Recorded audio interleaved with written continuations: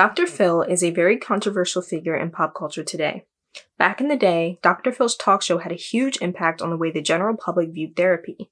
He's built an empire for himself, as the Dr. Phil Show has been nominated for several Emmys and has sparked numerous spin-off shows such as The Doctors, and has elevated his own career, as he's been able to write several New York Times best-selling books and appear in several shows and movies.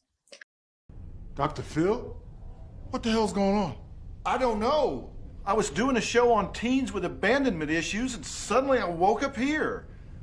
Man, those kids are gonna be pissed. However, all this success has been super controversial for Dr. Phil.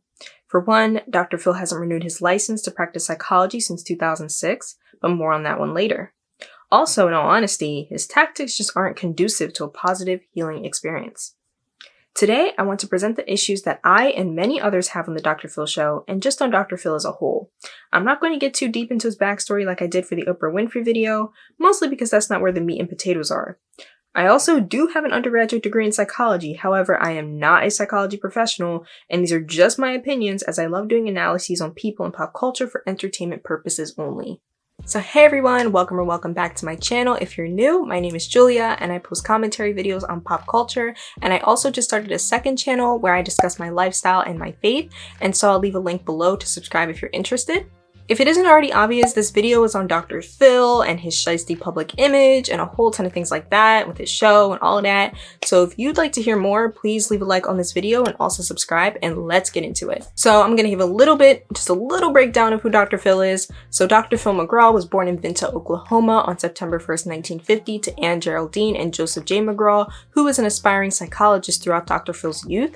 And Joseph ended up becoming an actual psychologist later on in his life, and he worked with Phil on different stories. So Dr. Phil was a talented athlete, and he played as a middle linebacker under Coach Glenn Dobbs at the University of Tulsa.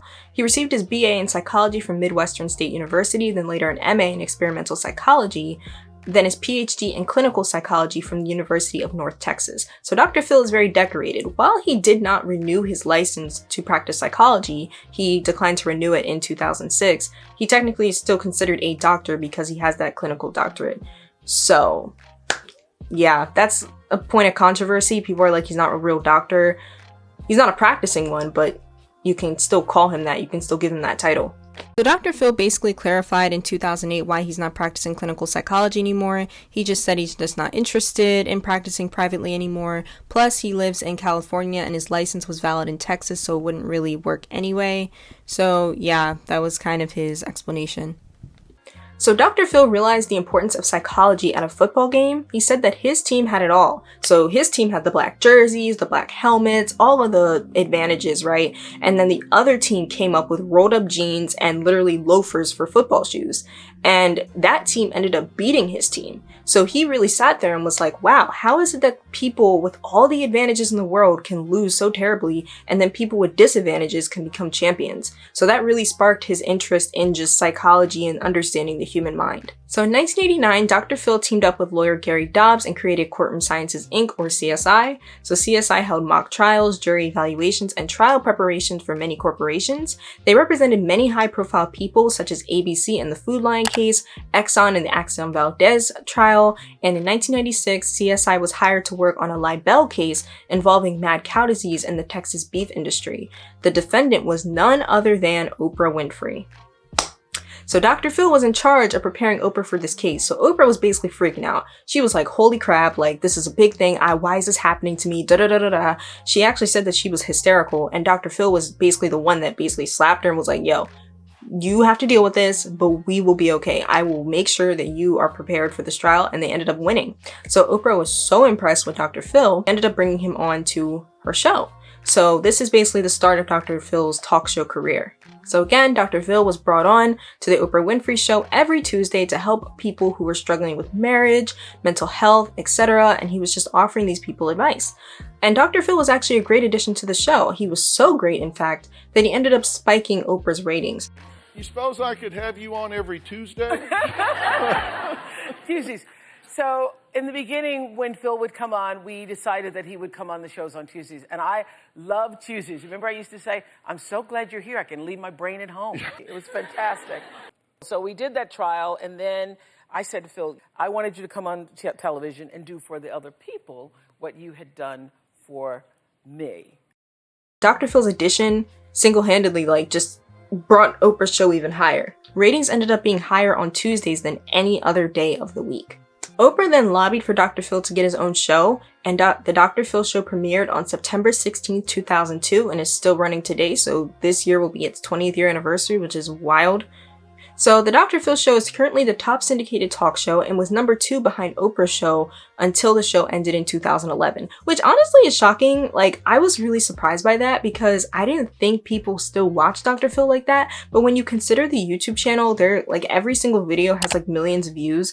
I would think that Ellen would be surpassing, but I guess not. I don't know. I guess her scandal kind of screwed everything up. But yeah, Dr. Phil he's killing it in the talk show space. You can't deny that. So now we're going to get into Dr. Phil being really problematic on his show. In 2004, the National Alliance of Mental Illness, or NAMI, called out Dr. Phil for being grossly unethical and ridiculously irresponsible.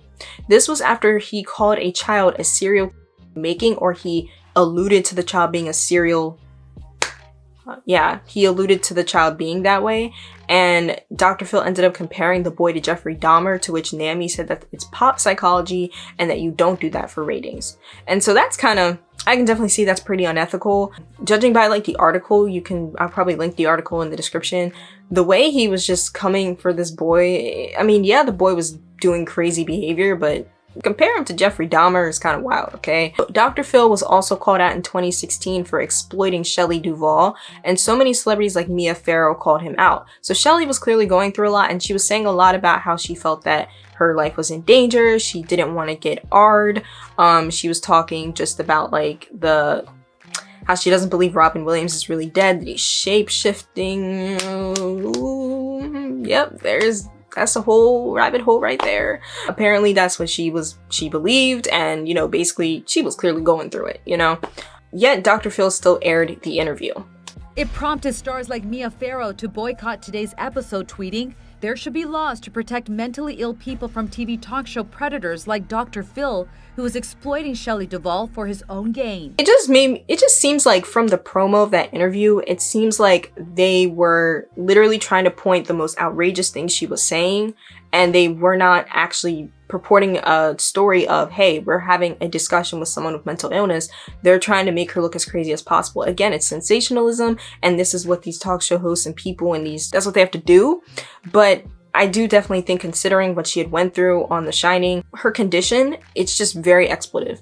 Very, very, very. Another situation that really irritated me is when he kicked a guest named Bailey off the stage. So basically, Bailey had asked for her biological mother to not be present, and she wasn't even rude about it. She was just saying like, hey, I'm upset because you guys brought this person on that I didn't feel comfortable discussing or talking to. And basically Dr. Phil went on a power trip and was like, you don't tell me who I put on my stage. And then he got his producer to basically it feels like they verbally jumped this girl. And I'm not gonna lie, she was basically stalking another girl. So this Bailey girl wasn't in the right at all. But I think that he was being extremely harsh and extremely rude and very condescending. Like, I just felt like he had so much smoke. It was just a mess. Like, I just feel like he was being very, very rude to this girl, and she was being polite. She was being nice. Like, it's not like she was trying to manipulate him or manipulate the situation. She was just responding to his comments politely. Haley, how are you? Not good. Yeah, why is that? I was told that y'all brought someone here that I explicitly said not to bring. Yeah, who's that?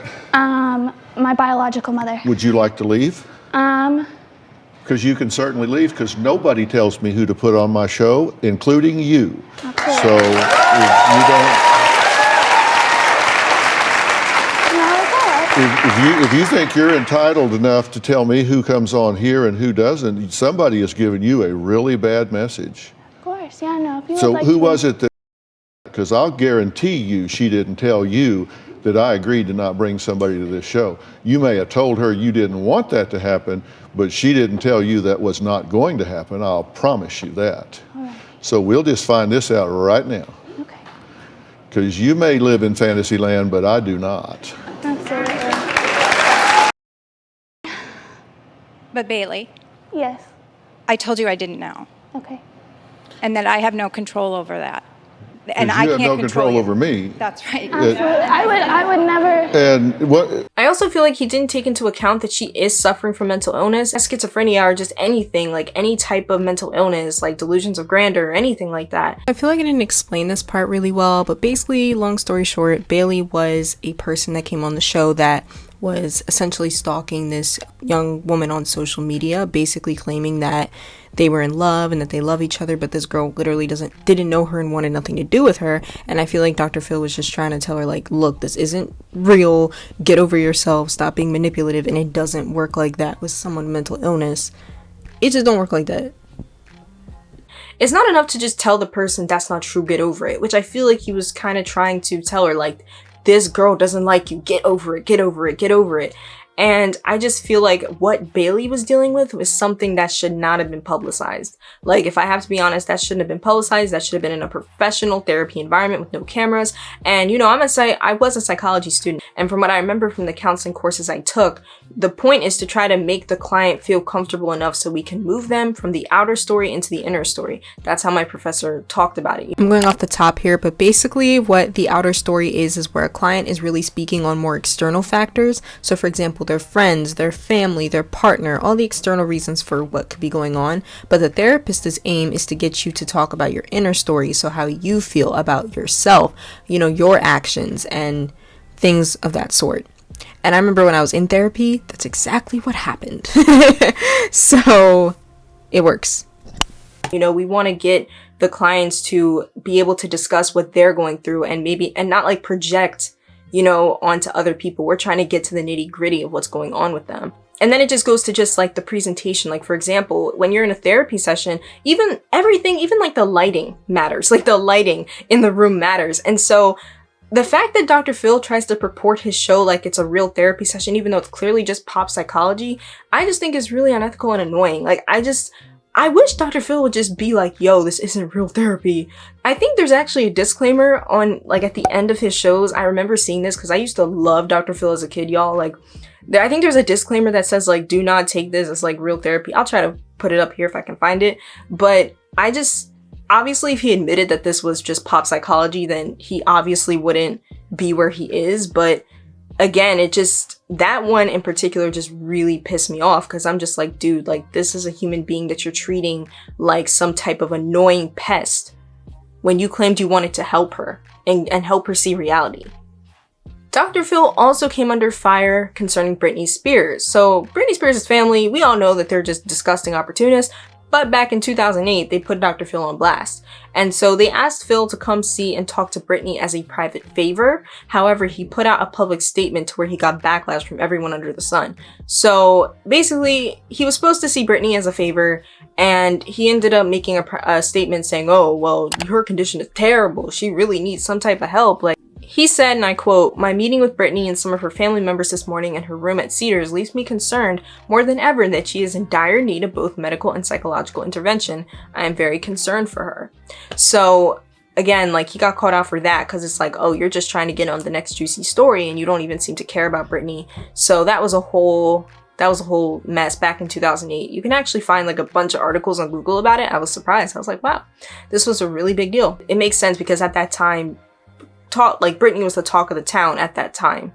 So Dr. Phil again has been repeatedly called out for exploitation, and one show I'll never forget is when someone dressed as Dr. Phil in an effort to call him out.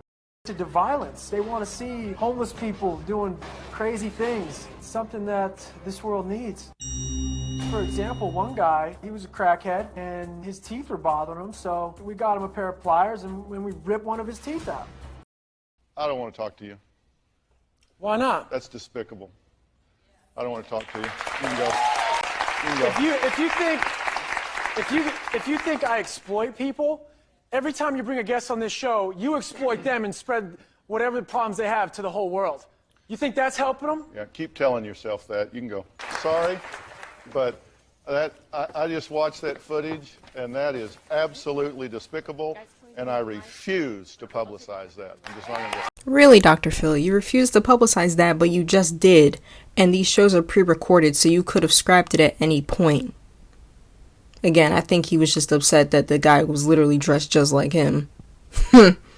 So I really thought this was hilarious because he literally, like, he even dressed like Dr. Phil. When you look at the comments, people are just like, Dr. Phil was just mad that this person, like, basically was calling him out. He was basically calling him a hypocrite down to the getup. And it was just crazy. Like, he's like, oh, I'm this straight shooter. I'm this blunt guy. I see things how it is. But then this person is literally telling you, like, you exploit people all the time. And he's just like, oh no, like he just didn't want to deal with it because he did not like the idea that someone was literally coming for everything that he does. It's so funny to me. Like, that show was hilarious because while that guy was trash for exploiting the homeless people the way he was, he at least knew, like, yo, you're not any better than me. And I honestly applaud him for having the guts to call Dr. Phil out on that accord. Like, you're no better than me. So the last thing I really wanted to discuss with Dr. Phil, because honestly, I can go on and on and on and on and on about exploitation and the things he does and how he takes advantage of people, because really it's the same thing but different situations. So I'm not going to go too in depth. There's still so many different ones that are crazy, like the one with Treasure, that girl Treasure, Orlando Brown, like a lot of different situations. But I really wanted to draw attention to the whole Danielle Bregoli situation. If you don't know, Danielle Bregoli was the Cash Me Outside kid that came on Dr. Phil's show like 5 or 6 years ago. And which, dang, that was 5 years. That was like 6 years ago because it was 2016. Yeah, holy crap. Anyway, she came on the show. She was like, Cash Me Outside, how about that? She basically became a whole celebrity out of that. She became a rapper, just crazy stuff. All because that she said that on his show. Basically, on Dr. Phil shows, when he's dealing with a troubled teen, he often sends the child to a place called Turnabout Ranch, which is where he sent Danielle. And Turnabout Ranch, that could be a whole video on its own, but Turnabout Ranch has faced a mountain of criticism, such as making kids do their dishes in bleach, not letting them take showers, and barely letting them contact home, and so much worse. And a staff member was actually offed at Turnabout Ranch by one of the teens there because the teen was trying his best to get away and run away from the ranch. So there's been a lot, and there have been so many victims and witnesses coming out about Turnabout Ranch and just talking about the troubled teen industry in general, including Paris Hilton. Paris Hilton has come out and kind of really been an advocate and has really been the face of, or the voice for these troubled teens. And Danielle really came out and told her story. However you feel about this girl, you can't deny that it takes a lot of courage and boldness to come out and tell her story and to really say, like, this happened to me and I can corroborate my story with so many other people. We're not crazy, And so I really applaud her for that. So I'm gonna play the clip right here. So that Dr. Phil and parents send their kids here for these people for the kids to actually get more traumatized. That's not why people send them there. Well, they don't know. No, I'm saying they don't know they're sending their kid here for this. But when you send your kid to this facility, your child just gets more traumatized. It's called Turnabout Ranch, right? So, woman says she was punished at Turnabout Ranch after reporting a sexual assault. So there was a time over about 2.5 weeks. There was a time around like 2.5 weeks where simply for talking upstairs in the loft where all the girls would sleep, for talking there, right, for talking and singing songs together, we were forced to sit outside in the cold. They would feed us foods they knew we specifically didn't like. They would make us pick up horse. They would make us walk an arena. They actually made me walk the arena, me and the other girls, for 5 days straight without letting. Now you're supposed to let the kids, even if they're in trouble, you're supposed to let the kids change their clothes every day, and then they're supposed to shower every 3 days. They did not let us shower. They did not let us change our clothes.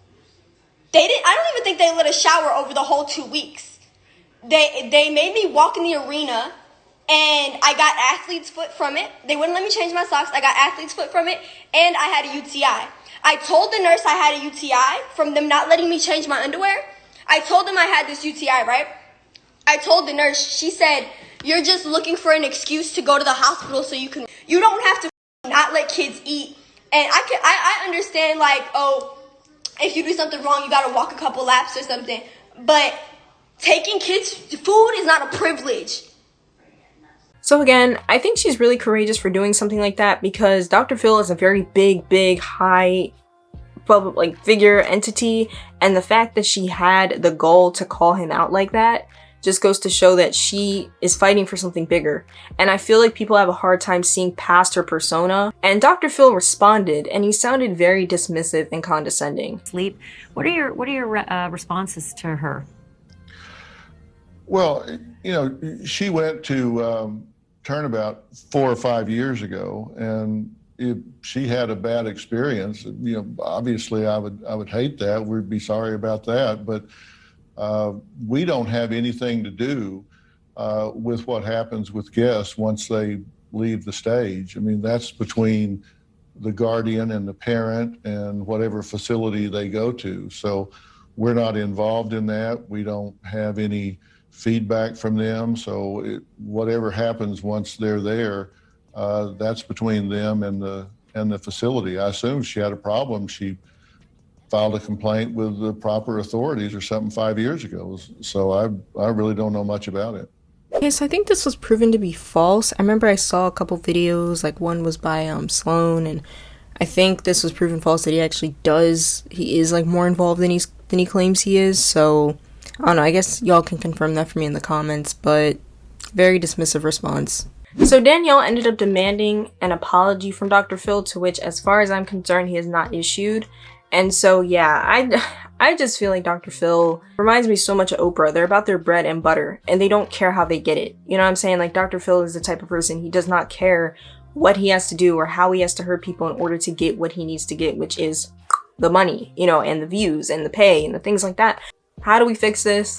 You don't watch his show, but again, his show has like millions of views even on YouTube. So it's just how, I think it's just the name of the game. I don't know. It's like, I feel like I'm just kind of, I don't want to say I'm numb to it, but I'm kind of just like, this is what they do. And unless the consumers, like we as people, like do something, maybe stop watching them, we actually hit them where it hurts, which is their pockets, nothing is really going to come of this. The same things are going to keep happening, and it's going to be a cycle. And people are going to get on that show because they want fame, you know, like so many people have done. So it's a shame, but yeah, Dr. Phil definitely doesn't seem to know boundaries. He is very opportunistic, and he doesn't care about, I don't really feel like he cares about the people he brings on. I think it's literally just for show. And yeah, so that's kind of all I had to say about Dr. Phil. I thank you guys so much for watching this video. I really hope you enjoyed it, and I will see you in the next one. Peace.